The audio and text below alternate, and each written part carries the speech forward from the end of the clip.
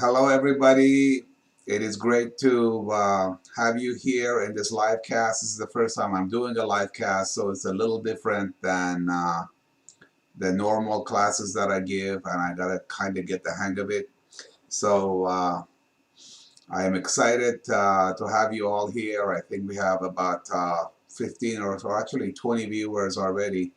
So I'd like to extend a warm welcome to all of you. For those of you who speak Farsi, سلام گرم و صمیمانه من رو امیدوارم که بپذیرید. خیلی دوستتون دارم و امیدوارم این قطعه‌ای که روی رومی امروز با هم خواهیم داشت برای شما خوبی و خوشی و عشق بیشتری در زندگی فراهم کنه. And what I said there in English is I hope this journey that we're going through today with Rumi will bring you joy and happiness and will increase your love all around for life, for your loved ones, for yourself, and for the world. We are going to go through a couple of different episodes here. The first one, which is 2 to 3 o'clock, is for people who have little or no exposure to Rumi. There are certain things that we need to know about him, his life, his philosophy, and what he means by certain icons that he uses in his poetry, so that we can appreciate him fully. And then from there, at 3 o'clock, we move into basically going into a full poetry reading together. And if you have any questions, go ahead and type it into the chat here. Don't forget to subscribe so that you'll be notified of other events that I'll be doing. By the way, this is going to be recorded and it's going to be live and it's going to be available on this channel. So if you want to refer to it in the future, you can. And if you want to tell other people about it, you certainly can do so as well. By the way, while I am doing this live, if you're coming in late, you can go to the beginning and come forward. That's one of the beauties of doing this online. There's a lot of advantages, and that's one of them. So one good thing about this COVID thing is that it's forced me to bring the Rumi sessions online, and now I can reach to many people that I couldn't possibly do before. So love you all out there, and let's begin. So for those of you that don't know me, I'll tell you a little bit about me, and then we will go on to the next subjects. So I was born in Iran, and I was in Iran until the age of 14. And in the past 40 some years, I've only been back there for 2 weeks. But the love of the ancient philosophy of Iran has always rang through my soul.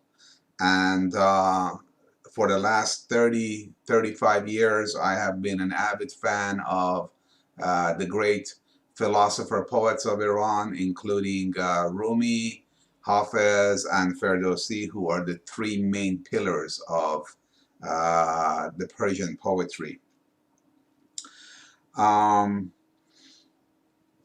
As far as what I have done in my studies, which is not really that important. For 5 years, I was a student of the great Hassan Shahbaz, who I learned a lot of Rumi from at UCLA when I lived in LA. And then for 10 or 11 years, I was a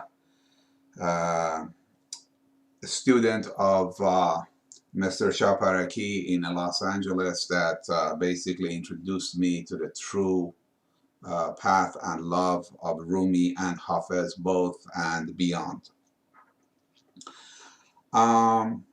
Where this love of Rumi really comes from is from my father Mehrdad, and I have named the society after him. So here is a picture of Mehrdad when he was younger, And there are two quotations from him that always stay with me.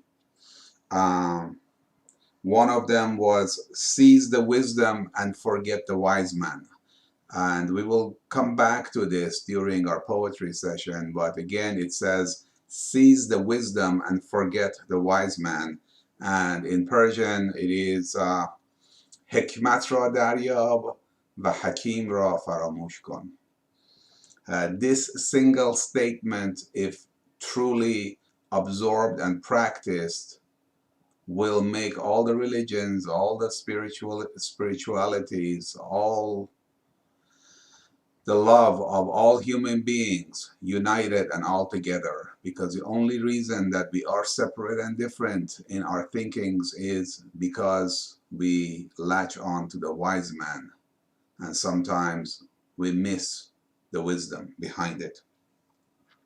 And the second thing is that if your heart is in the right place, everything that you say is gold. This is a corollary to the first one, but it doesn't matter what religion you are, what language you speak, what color you are, where you were born, if you are a man or a woman or any other gender. If what you're saying comes from your heart and your heart is in the right place, everything that you say is gold. It doesn't matter what you call it. And in Farsi it is اگر نیتت درست باشه هر چی بگی طلاست. So with that, we go on to talk about Rumi a little bit. So in this light here, I don't think I can really point to it, but I will basically show you that on the very left hand, on top of the N of Afghanistan, right near the border of Tajikistan and China, a little bit above that little green patch, is a city called Balkh. And Rumi was born in Balkh, and during the very early years of his life, there was going to be an attack of the Mongols from up above into Iran, which also was Afghanistan at the time. And they fled and they ran away from this disaster that was upcoming. And actually, through history, it was one of the largest disasters that came to Iran, that the Mongol attack, and then later on for several hundred years they ruled Iran before it got its independence again. Nonetheless, when he was 6 years old, they started traveling from Afghanistan into the northern part of Iran. They crossed all of Iran and came all the way to the left-hand side and into Turkey. And they went into Konya. If you see Konya, it's kind of like almost in the middle, a little bit to the left and lower part of the T in Turkey. And then he stayed in Konya and he began his teachings. Now, his father was a very prominent Islamic leader and clergyman and had many followers. The number I don't know, but it's probably in hundreds or thousands of followers that basically were his disciples. And when his father passed, the throne of Islam and religion was given to the son Rumi, and he started getting a lot of fame around his disciples. Hold on one second, somebody's saying something. You are saying a larger screen than the viewer's balcony upper hand corner is hidden from us. I see. Okay, so it's basically on top of Afghanistan in like the 1 o'clock in Afghanistan. The point is that he traversed through the entire region here, and they settled in another country basically. What is interesting is that the Afghans, the Iranians, and the Turks all claim Rumi to be theirs. And sometimes there's a silly fight between these three. And my answer always to that, when people ask me, where does he belong to, is that how lucky is a man that after he dies, there's a fight over people claiming him. So with that said, basically that was a journey, and he settled in Konya, and he kept on teaching his Islamic teachings. And what is very important is the fact that at some point in time, a figure appeared in his path, and it actually physically had a black cape, and opened it and stopped him and his entourage in their path home. And because he was such a prominent figure, the entourage got they ruffled their feathers, and asked this man, "What is it that you want?" And he ignored all the entourage and looked Rumi directly into the eyes, which is something you would not do with a leader. You would never look them in the eye directly. You would look down when you spoke to them. He looked Rumi straight in the eye and asked him a question that was a trick question. A trick question is something that whatever you answer, you're in trouble. And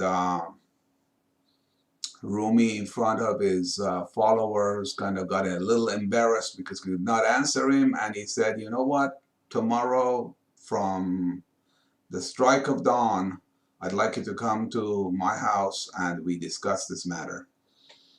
And from that point, they started into this conversation that took 60 days, 2 months of a conversation where they did not let anyone come into the house to see what is going on. And the followers and the disciples were kind of worried of what's going on. And anytime they tried to enter, he would tell them to get out and not to bother him. And at the end of those 60 days, the doors opened and a poet emerged.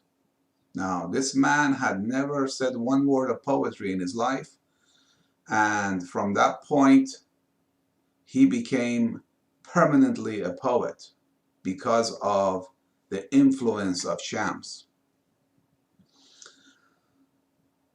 He didn't only become a poet, but he became a very special kind of poet. He was dancing and whirling, and spontaneously poetry was pouring from his mouth. He was just saying poetry and dancing.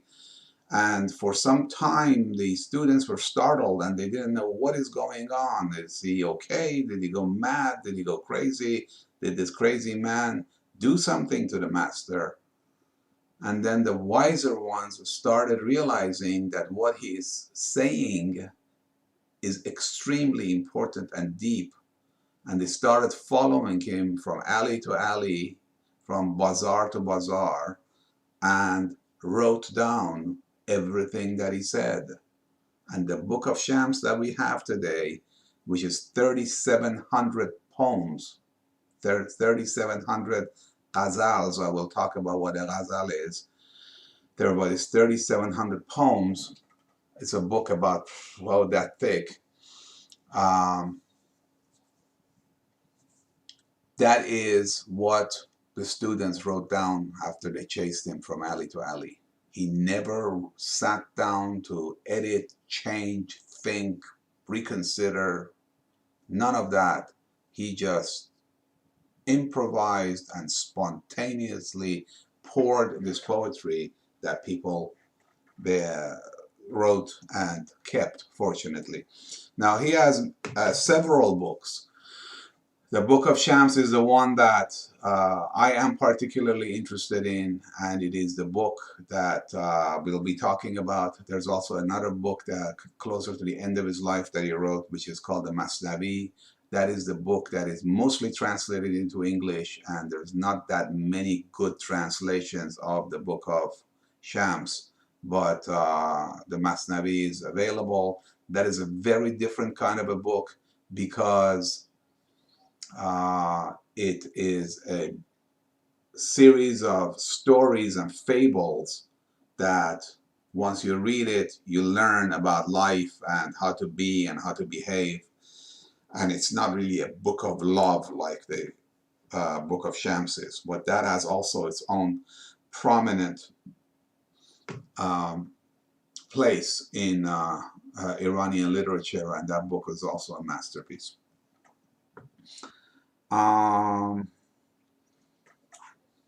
So let's talk a little bit about what a ghazal is for some of you out there. I hope you see, do you see this here? Just type something in the chat. Do you see the full picture, or is it cut off? I guess we're good here. So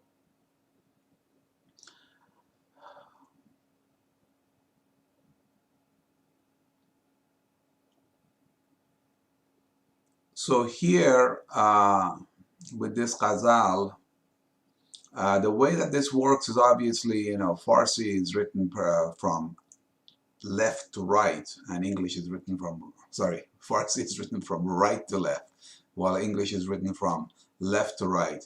So I have this particular poem here literally put into English alphabet. And the reason I have it this way is over here, which is the end of the Persian poem, as you see, these ATs at the very end are rhyming. So I'm going to read a couple of these verses and you see what I'm talking about. So it says, آن نفسی که با خودی یار چو خار آیدت، آن نفسی که بی خودی یار چه کار آیدت، آن نفسی که بی خودی خود تو شکار پشه ای، آن نفسی که بی خودی پیل شکار آیدت. So all these ayadats over here are rhyming. And then this very first one also rhymes. So this is a half a stanza, and this is the full stanza. So the first half stanza, and then the end of stanza 1, 3, 1, and 2 and 3 and 4, they all rhyme. This template is known as ghazal. And this is one of probably a dozen types of templates that are used in Persian poetry. And the Book of Shams is all ghazals, which means that the first half stanza and then all the full stanzas rhyme.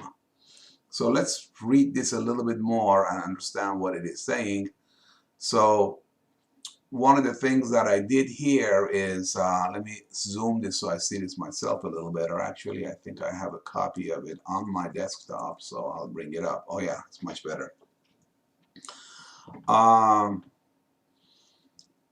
So there are 3 lines on each one of these. One of them is basically the pronunciation of the Persian into English. So you could basically read it in Farsi. And then the second one, which is in smaller font, is a hybrid of English and Farsi, keeping the same beat. And let's talk about the beat a little bit. If you look at the very bottom of the screen, you see that I have these things called tan ta ta tan ta ta tan ta ta tan. That is the beat of this particular poem, and it goes تن تا تا تن تن تا تا تن تن تا تا تن تن تا تا تن آن نفسی که با خودی یار چه خار آیدد تن تا تا تن تن تا تا تن تن تا تا تن تن تا تا تن. That's the beat. تن تا تا تن تن تا تا تن تن تا تا تن تن تا تا تن تن تا تا تن تن تا تا تن تن تا تا تن تن تا تا تن. It's all the same beat all the way through. And as you can kind of tell, it's a rhythm that you can dance with. It's a very happy rhythm that you're singing to and dancing and twirling. And the very first one says, that breath which with self you are. And the reason that it's in an awkward English translation is because the beat is kept. The beat is kept, although I've translated it into English. That breath which with self you are, yar, like a thorn comes to you. That breath which without self you are, yar, of what use comes to you. And yar, the reason it is not translated and it's in red is because it's a word that does not exist in English. It basically, the closest thing is the beloved that some of you might have heard through some of the translation. It is what we call that end energy, that end creator that everything emanates from. So this is about a two modes of being. One is Bachod and the other one is Bichod. Bachod means that you are with the self, and Bichod means you are without the self. Not really selfless, as you would say in English, but here is something that can help you understand that. It's more like self-conscious. If you are self-conscious, you can't really dance. You know how that is when you're dancing. If you're paying attention to what you're doing and your movements and thinking about it and all that, you're not going to be a great dancer. The great dancer is one that just goes with the rhythm and doesn't even think. It just becomes part of the music and the rhythm. So he's talking about that self-consciousness versus when you are not conscious and you are basically in tune with what is it that you're doing. This poem is all about that. And as you see, 1, 2, 3, 4, 5 of the first stanzas are all in the big red rectangles. They're both comparing an nafasi ke ba khodi, the breath that which you are with yourself, versus the breath that which you are not with yourself, and what happens. We're going to come back to this poem at the end of this and play with it a little more. All right, let me just check the yeah, I guess all the comments are good. You're hearing me okay and all that. That's great.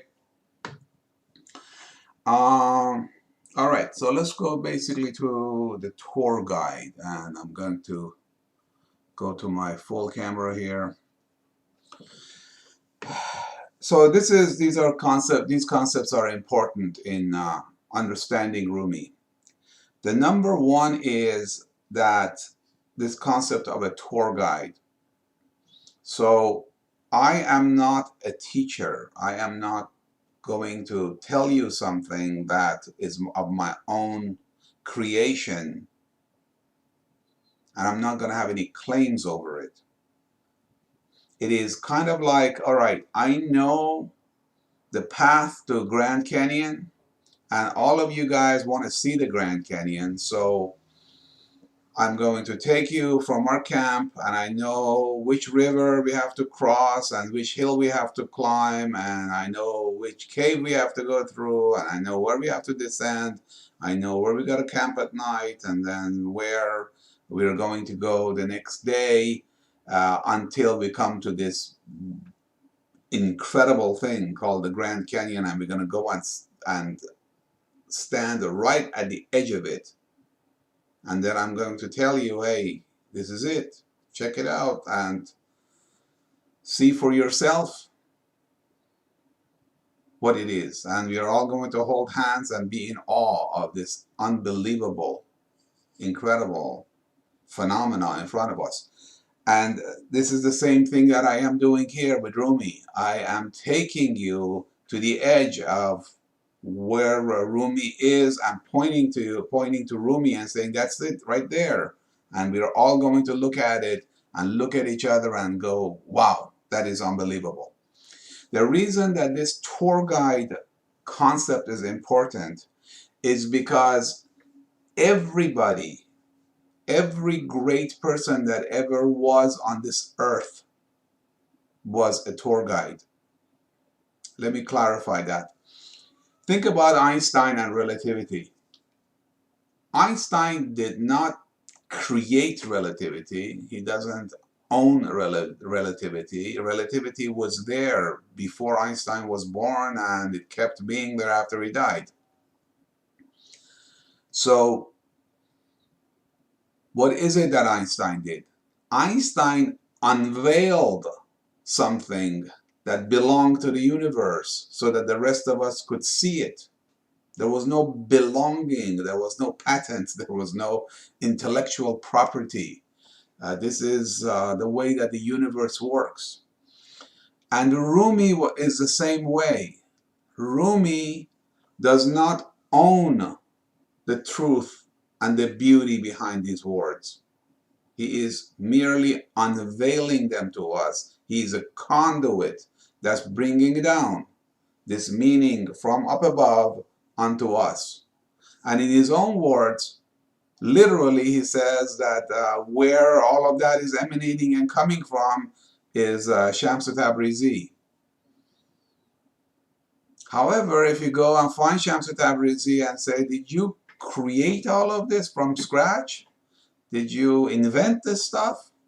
And he will tell you, no, I learned this from whoever, Abdullah Nuri, that was in the bazaar when I was 6 years old. He taught me all of this. And if you go find Abdullah Nuri and ask him what happened to you, and he's going to tell him, I learned it from my grandmaster, such and such. And if you find the grandmaster, he's going to tell you he learned it from somebody else. So where does all of that end? Where does all of that go? It doesn't go to anything. It goes to an infinity. It goes into something that we all aspire to get to. It goes to something that is nameless, formless. We can't really describe it, but we know it's there. And it's really a direction. But this direction, this namelessness, this phantom cannot be captured in words. And you cannot name it. So going back to my dad's saying, which said, seize the wisdom and forget the wise man. Although it is hard for some of us, we don't want to latch on to Rumi or Shams or anyone beyond it or any other name or symbol or icon. We want to use them as a ladder to go beyond them themselves and get to that wisdom and start pointing our heart to the direction that they're all pointing to. So a little bit more about this path.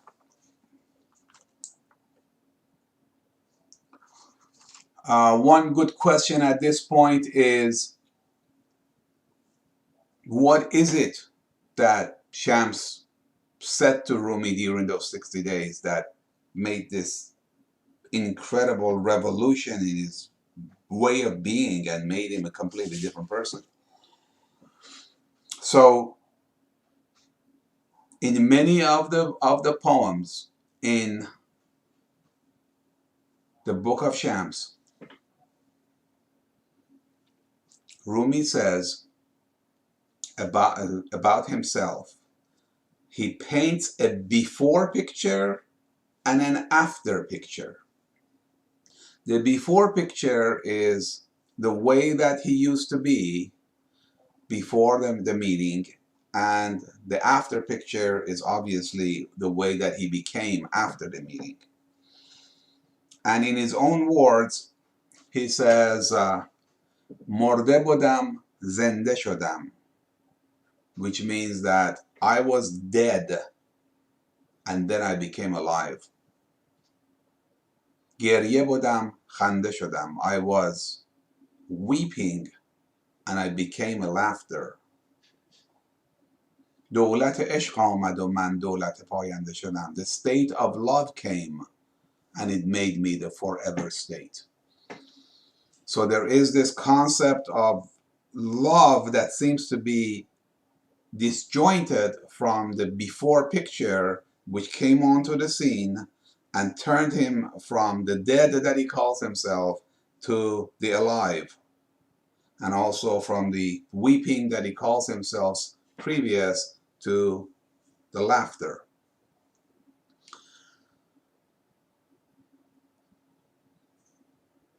And I'm trying to remember a couple of more verses of that. دیده سیر است مرا، جان دلیر است مرا، لحظه شیر است مرا، سخره تابنده شدم. Yeah, it goes into a whole journey of its own. But that very first verse is a clue of what happened to him. Let's look at another poem, very famous poem. این بار من یک بارگی در عاشقی پیچیدم، این بار من یک بارگی از عافیت ببریدم. This says, this time around, all of a sudden, I have twisted me in love, which is obviously the after picture. This time around, all of a sudden, I have twisted me in love. This time around, all of a sudden, I have untwisted me from salvation. In Persian, این بار من یک بارگی در عاشقی پیچیدم، این بار من یک بارگی از عافیت ببریدم. And عافیت in Persian is when you are admitted to the gates of heavens, when you're finally approved and all is good, and all of your religious practices and all of your all the good things that you did in this world finally pay off. So this untwisted me from salvation, which is the second part, says that I am no longer interested in salvation. I am interested in just love while I am here. So what does that mean? If you think about it, there are really two ways that you can do good in this world. One way is to do a set of prescribed do's and don'ts so that you finally get that prize in the next world after you leave this world. So I build a hospital. I build a hospital for children with cancer, and I actually want to put my own name on it in big, huge letters, so that when I am at the gates, I say, okay, here, see what I did? That's me. I did that. So time for my reward. Another way of looking at being good is forget all of that. There is no reward. There is nothing that you are looking for. The only reason that you are doing good is because that is the only way to be. There is no other way. That is you. That is what was meant by your creation, is that's what you're doing. Is you have to be good, great, kind, helpful, and make this a better world for everybody And the concept of a reward becomes a very childish type of a thing. Let me give you an example. A 5-year-old girl in the backyard sees a bird with a broken wing that is having trouble getting off the ground. She takes that bird, feels really sorry for it, takes it home, feeds it, has mom look at its wing. They probably put a little toothpick on its wing so that it heals. Every night the little girl goes and checks on the bird, makes sure it's okay, and finally, after a week or two, the bird is okay, and the little girl goes out there with the bird and just goes, and the bird flies away. And that is the greatest joy in the world that anyone can ever experience. Did anybody tell this girl, if you do this, we're going to give you a doll or a candy or money or anything? It never even crossed anyone's mind in this whole picture. Actually, by me even saying that, it kind of stains that picture. So that type of being good is what Shams told Rumi to be, and not any other method that would induce him to be good. There is no inducement, there is no reward, there is no cause, there is no nothing. It is just that in bar man یک بارگی در عاشقی پیچیده‌ام. This time around, and by this time around he means in this phase of his life, in this particular instance, in this new world of being, all of a sudden I'm finding myself to be twisted in love and untwisted from the rewards of salvation.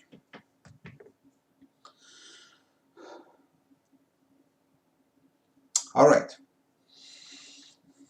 I'm looking at your comments here. Thank you for all the kind words. And let's move on.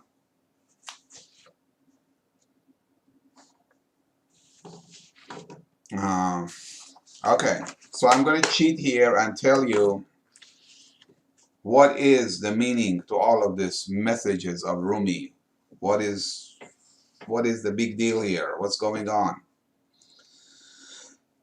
This is what happens here, and let me put up a slide for you, which I'm not going to go into much detail, just tell you a little bit about it. Can you read this thing out there? Somebody say yes or no.